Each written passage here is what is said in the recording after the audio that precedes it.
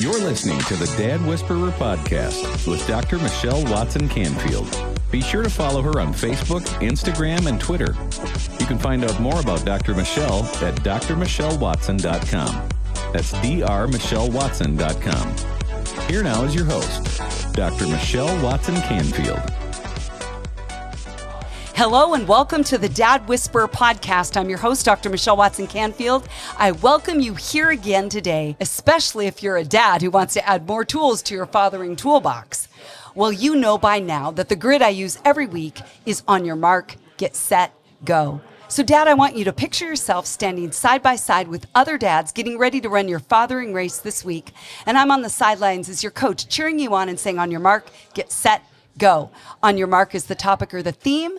Get set, going to fill that in with stories and stats, and go is always your practical action steps so that you can put your love for your daughters and your sons into action this week. Well, today on the program, I have a guest coach joining me, my friend Mona Corwin.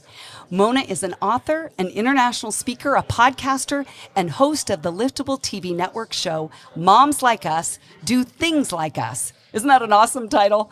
Well, she's also the founder of the Moms Like Us Academy and has been studying biblical womanhood and the feminist movement for over 30 years. This is a woman who dives deep. She thinks deep. She has wisdom that's deep, and you are going to love hearing from her today.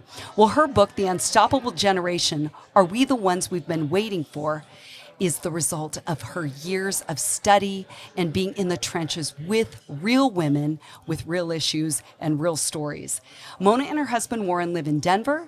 She's a mom to 5 kids and a grandmother to 3. There's so much more I could tell you about her, but let's just get the conversation started. Welcome, Mona Corwin. Oh my gosh, I'm so excited to sit across from you.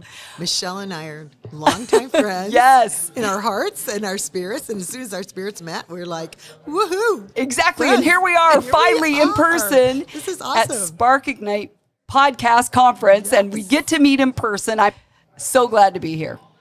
I am so grateful to be here, and I love your podcast and what you're doing for men, because I'm all about helping men step up, like you said. Yes. I'm ready for Mark, Get Set, Go. Okay, well, here we go. On your mark, All right. Title today, When Your Wife is Jealous of Your Relationship with Your Daughter.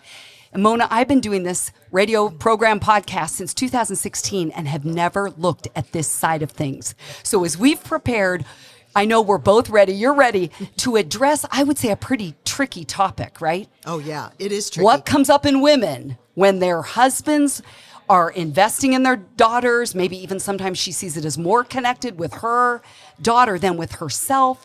It's a tricky issue, but if anybody could tackle it, it's you. So here we go. Get set. You ready for some of the down and dirty questions about the real stuff? Okay. Roll. Well, like I just read in your bio, you are invested mostly with women. Yeah. Moms like us, you talk to women, write to women, engage with women. So let me just say, why is this theme of talking to men even of interest to you? Well, it's good for women.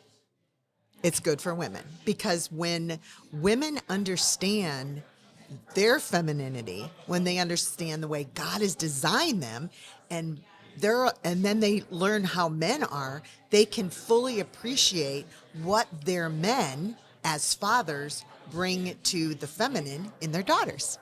Okay, so let me ask you this. What do you believe women aren't understanding about their femininity that does get in the way of all these relationships in their home? Well, we in our culture, where our culture has been kind of changed to everybody is the same. It's like we're interchangeable. Yeah, equality and yeah.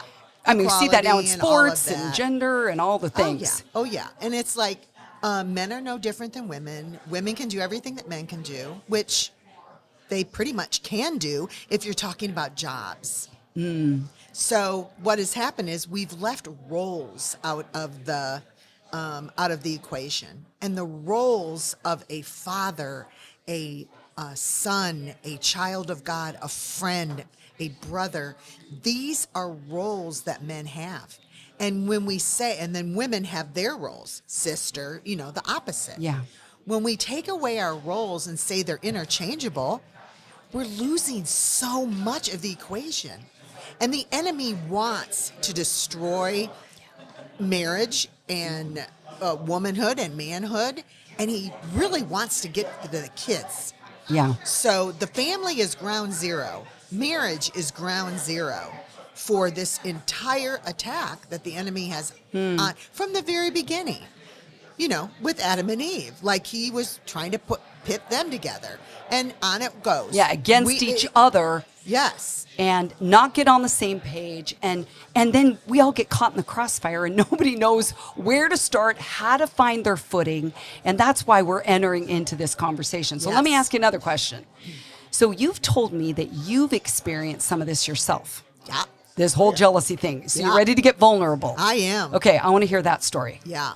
When, we had our first son, and then I was infertile for a really long time. Well, we were infertile for a really, 7 years. And we finally adopted this little girl.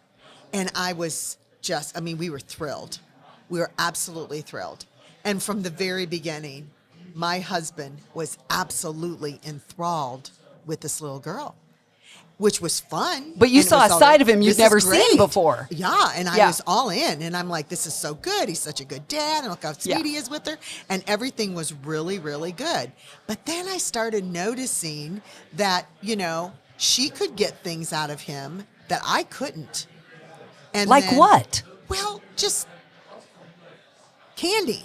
It didn't matter what it was. Mallory could... And like still wrapped to this around day, his little finger when kind of a people thing. say that, we're not kidding. Okay. We're not kidding. And when we have the whole daddy's little girl, now I did draw the line with the princess thing. I'm like, there ain't no princess happening in this family. First of all, I'm like, that we don't need that arrogance. Prima donna no, kind we don't of a need mentality, that. right. But he came up with this thing that she was his little package.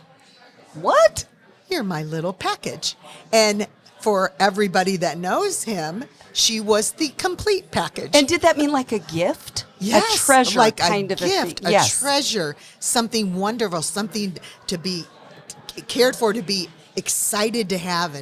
And we were just, she wore lots of bows. Right. Everything was really good. And we were all loving watching him adore this little daughter. But what happened in you? Talk about the jealousy part. Oh, I'm gonna. Because this is awesome, right? She's a treasure. She's a gift. This is awesome. She turned 11. And all of a sudden, her and I started to do that 11, 12, 13-year-old thing where the moms and the daughters are coming to head because hormones are happening. I can see that they're hormones. He doesn't want me to yell at her because she's sad. And I'm like, she's not being sad. She's playing you, or she's even totally sometimes. playing you. Right. I'm a woman. I can read into that. Yes, I could see it. Yeah. He couldn't see it. And then he thought I was being unfair. And then I started seeing, hey, you're taking her side over me. Yeah. What? What is happening? You're my hero. And about that time, I was really studying biblical womanhood, which I call authentic womanhood. For some reason, it seems to sit a little bit better with everybody. But biblical womanhood, and authentic manhood. And I could see that men are made to lead, feed, protect, and provide. They love being a hero. And when their little girls are spinning around and they need something and it's daddy, daddy, well, it just brings that to the thing. Well, I was also learning that I didn't know how to do that. I wasn't being the feminine woman that I wanted to be. I didn't know that existed. So I was really treating my husband, number one, like a child, not like a man. And I was controlling him. I was manipulating him. I didn't even know that I was doing it. But I had a wise woman come to me one day and she said, I want to tell you something. I know you're mad at your husband, but she treats him more like a masculine man than you do. Oh my goodness. Yeah. How'd you handle that? Well, I wasn't excited, but she was my mentor, and like I had to listen to her. And it resonated, even though it was did. hard to I hear. thought to myself, wait a minute. And I've known him since I was 14 years old. So it was real easy for me just to be like friends with him. And, you know, because we kind of grew up together. He'd grow a little bit and I'd grow a little bit and he'd grow a little bit. So we were used to one another growing. But I never let him become the man that he was. And do you mean specifically like when you said your daughter was looking at him as a hero and you were in maybe a controlling way, unconsciously, were you trying to tell him what to do or not do or what to say or not say, like that Women kind of don't- nitpicky yes, behavior? but women don't know how much influence they have. And that the words that they use with all of their men, their dad, their boys. I teach moms in the Moms Like Us Academy how to talk to your boys so that it'll bring out the masculine in them. I have this lecture that I do about really how to bring out the man in your man. This is when I learned this. I had to learn what a man really was, and it has to do with the chemicals in his body and the way God designed this and the way it was supposed to be. But because of the influence of the feminist movement on my life, I didn't want to give him any rule or control or say so about anything. I Over made you. all the plans. You see, and it's easy to allow him to be a man if you know what that is. Yes, and then you know who you are and how you're wired. Yes. So the interesting thing here, and I'm sure men listening may feel more validated today by you, Mona, than probably any woman I've ever had as a guest here on the podcast. Well, that's good. They Where should. men are saying, yeah, what she said. And I'm hopeful that this conversation we're having may be something that a husband and wife could listen to together. Because even women with ex-husbands that are like, this is why I'm not married to him anymore, or he's not married to me, because we could never figure this out. But what I want to highlight, tell me if I'm hearing you right, is that you're saying what was coming up in me as jealousy was my stuff, my confusion around my role, my wiring, my maybe even gender. Is that what you're saying? And it got somehow activated by your daughter, but you had to do your own work. Yes. And what I want to do is when we come back from the break, I want you to unpack what that looks like and how dads can be a support to their wives or ex-wives because they're modeling to their daughters, right, what a healthy male-female dynamic looks like because it's so many tentacled and confusing. You ready for that when we come back? I'm telling you, this is going to be good. Okay. These guys may want to get a pencil. Okay, we'll be right back. Are you a dad who has ever desired a deeper connection with your daughter, but haven't known how to go about it? Let's Talk Conversation Starters for Dads and Daughters is the very resource you need. Dr. Michelle wrote it with you dads in mind. This book will support you with scripted questions, equip you to decode your daughter, and inspire you with stories of other dads and daughters. Don't wait any longer to be the hero you want to be and that your daughter needs you to be. So, to let the talking begin, head on over to drmichellewatson.com/books and order your copy today. This book will become a favorite in your fathering toolbox and will give you the answers you've been looking for.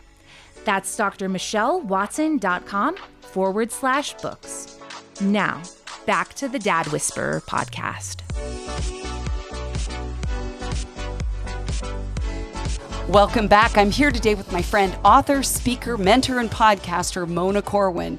Okay, men, I'm sure you already heard her say, get a pen, write some of these things down because you clearly, I already know it. I can feel those of you that are listening, men and women, going, Mona is describing what it's like. I have my stuff come up and get triggered. And I want to be supportive of my daughter and my husband, but he's sometimes giving her attention I don't get, then I feel displaced or less than. Where do you go with this, Mona? Well, the trigger that you're feeling is normal for the mom. And men, you need to know women are really confused and men are confused about gender and the way God made us masculine and feminine.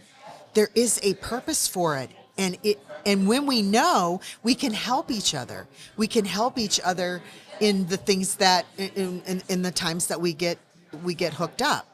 When everyone in this culture has been affected by feminism. It has been ingrained into our culture. I teach on the history of it. Yeah, define that. You've studied it for 30 years. Yep. You and I have had a conversation, for a couple hours today, even on some of this stuff earlier. I've often heard different definitions of it. Can you just start by defining that word, feminism? Because you're saying it's been destructive. I've heard some people say it's been freeing and empowering. What about it? Define it and say what about it you think is even entering into this conversation today. Okay, entering into this conversation is that what feminism was, and I can take you back to the 14th century, and it's always the same. And to learn about the feminist movement, when you learn some of the things, you're going to say, that can't possibly be right. But we have to wrestle with the truth of history. We have to wrestle with it. We have to look at it and say, is this really what God wanted? Does God really want us to throw away our femininity and that we are equal? In the 60s, when I was following behind all the cool girls, I wanted to be like them, right? But I kept watching them. I'm like, this is so weird. Like, you're mad at men. You want to get rid of the patriarchy. That's a weird word. What's that? Well, I learned it was men. Men chauvinists, men are awful, men are nothing but this or that. I don't even have to tell you all the things. You can pull up, what this is. The feminist movement is to exalt the feminine above all. And I know you're going to say, no, we just want our share. Well, some of us wanted our share. So when I was in my feminist, I wanted boots. I wanted to walk all over men. I wanted to, I remember that I song. am woman, hear me roar. Yeah, I want to. Well, the last thing a woman needs is someone to incite rebellion and distrust and anger against the masculine. It just woke me up. I'm like, they're all of the men that I know, I love. Like, I love my dad. I love my. So here's the main point. In the 60s, women were told that they needed to go find themselves, and so they were going to go do that, and they wanted to be like men. They wanted to do things men did. Okay. But they hated men, but they wanted to be like men, and oh my goodness, they were attracted to men. It was such confusion. And the history books now, you can go to Google and all the things that you can read don't tell that. The confusion was astronomical. The divorce rate went up because women were, quote, unhappy. And the confusion of not being able to figure this tension out. And men started feeling like they weren't valuable, and women were telling them that they weren't valuable. And the whole dichotomy of what a man needs and what a woman needs started crumbling, and the enemy started winning, and now we have rubble. Okay, so let me ask you this. How does that conversation and that whole historical, I would say, kind of paradigm and that shift, how does that enter into this topic of a dad feeling like he's caught in the middle? And now his wife is jealous of how he's treating his daughter. How does everything you just said tie to that theme? Easy. A little girl hasn't been programmed. Okay. She's walking in her femininity. Daddy, see me. Daddy, enjoy me. Daddy, tell me I'm pretty. Those kinds of things. Yes. And he adores her. And he wants to lead, feed, protect, and provide for her. And if she needs something, he's going to make sure she has it. And in return, she is loving him, adoring him, honoring him, looking up to him. I know you will lead, feed, protect, and provide for me. And a wife often, or an ex-wife, says, but you don't know, little daughter, the things I know about him. So you see him as perfect, right? You see him as doing no wrong.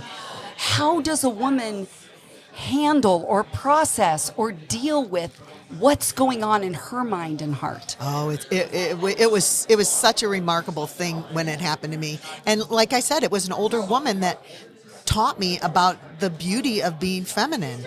And she basically said, he's not doing anything wrong.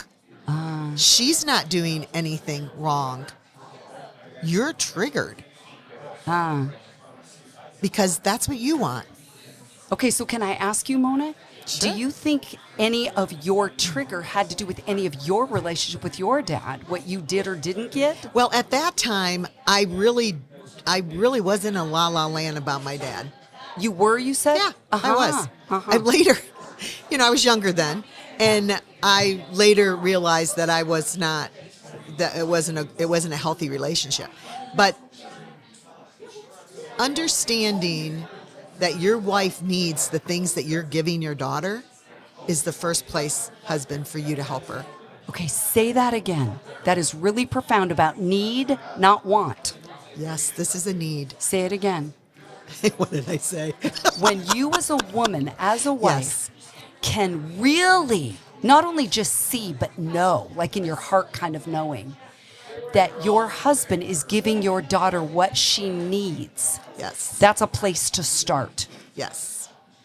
And then you, as a wife, number one, need to see that your husband, he can respond to you that way. And there are things we do as women that men will just back off. And then we don't get what we need and we want.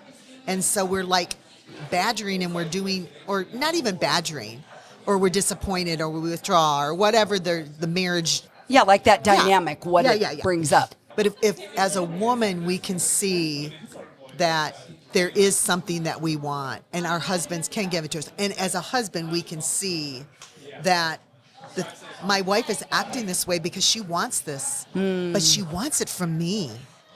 And so Dad's like, okay, but that's my daughter, so that's weird because you're my wife. But it is the feminine. Yeah. It is the feminine. And when you understand the way God designed the feminine, and you understand how God designs the masculine, and you understand the mess that we're in and the culture that we're in, and the lies that a wife has believed, then when you understand all of that, then you can move forward. Just know that her response to the way you're handling with your daughter is because God wants a little girl to know that her dad is there for her, loves her unconditionally, thinks she's the prettiest one, and is going to protect her. Yeah. What a woman's greatest desire is security. Absolutely. A man's greatest desire is to be honored and adored Respected, and yes. respected. And she's wanting love. That whole love respect thing, right? Right. Like what? We like the top four. Yes. And so once I started treating my man like a man, he started treating me like a woman. Okay, so let me add one more thing to this conversation, Mona. I say one. Hello, I'm a woman. It's one right now, number one. One. And that is that so many dads that have been in the groups that I've led or talked to me at conferences or send me emails have had a really fun awakening when they begin to pursue their daughter in a consistent way. I always say have a dad-daughter date once a month, kind of set that in motion and carry it out for years to come. Rather than if you go big, you may die out quicker going, I can't keep this up. Sure. But I've had many of them say, now my wife is saying, why don't I get that? And so remember, they'll come and say, I realize I need to do this with my wife too. And I'm like, exactly. This is what but I'm I talking love about. when they awaken to that because I'm saying you get the fact that she's a daughter too.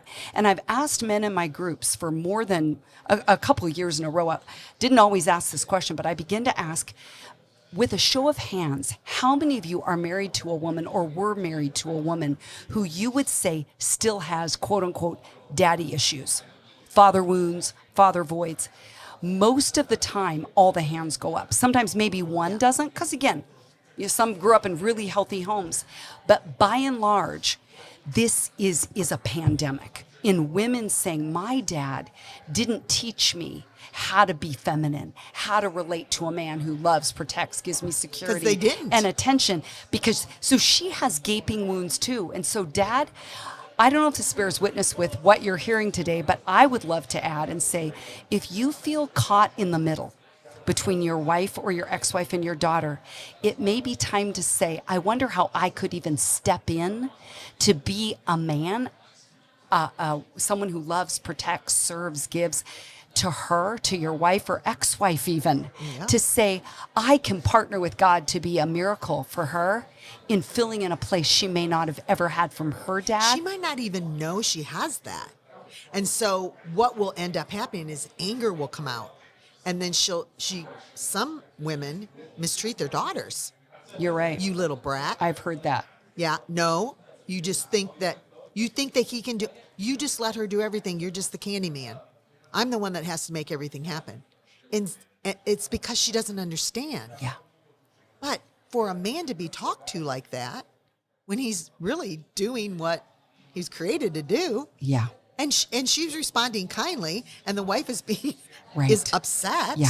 So it really understanding the masculine and the feminine, which we're trying to get rid of at this point, is But it so unlocks. important. It unlocks It's when the you feel mystery. caught in the middle, stuck. You know, it's kind of even that term, caught in the middle. It's like I think of a key in a lock that it's just jammed. How do you keep moving the key till that lock opens?